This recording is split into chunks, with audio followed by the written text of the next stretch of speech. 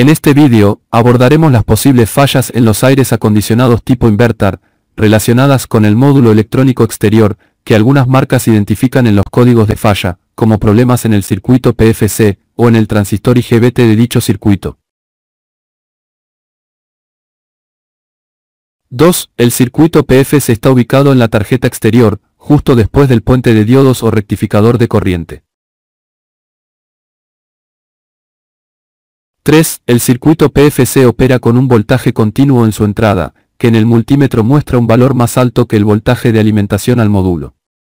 Por ejemplo, si la tarjeta se alimenta con 220 voltios alterno, el circuito PFC se alimenta con 300 voltios de corriente continua.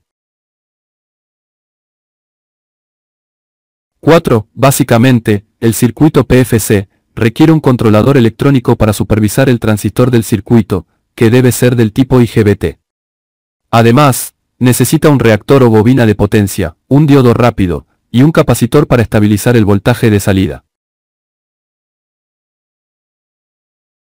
5. El controlador del circuito PFC comienza a manejar el transistor IGBT. 6. El controlador del PFC manipula el transistor IGBT mediante una de sus patillas o pines, llamada compuerta. Por ejemplo, si se alimenta la compuerta con 5 voltios, se activa el transistor IGBT. Cuando este transistor se activa, las dos patillas o pines restantes del transistor IGBT se comunican, actuando como un interruptor que abre y cierra la comunicación de un cable.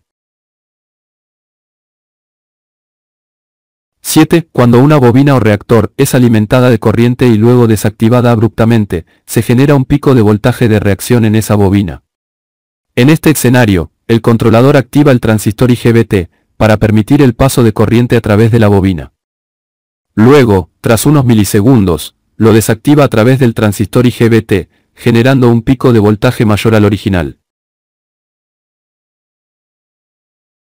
8. Estos picos de voltaje se estabilizan con el capacitor, proporcionando un voltaje más uniforme. El diodo en la salida evita el retorno de corriente desde el capacitor. 9. Para diagnosticar esta parte del circuito, puede medir el voltaje de entrada al circuito PFC, después de la rectificación, utilizando un multímetro en corriente continua, configurado para medir 300 voltios, cuando la alimentación es de 220 voltios de voltaje alterno.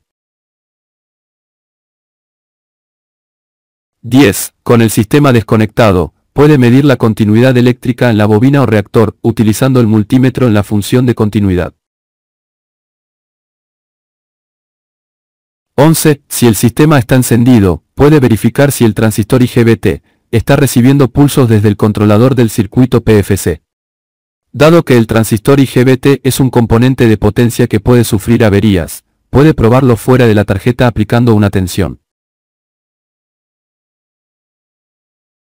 12. Para probar un diodo, puedes medir la caída de voltaje a través del diodo cuando está polarizado en directo.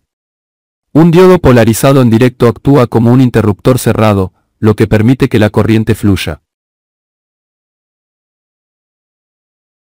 13. Para probar el transistor IGBT, es recomendable usar su número serie, y buscar su datasheet, identificar sus partes, y probarlo fuera de placa, con el procedimiento adecuado.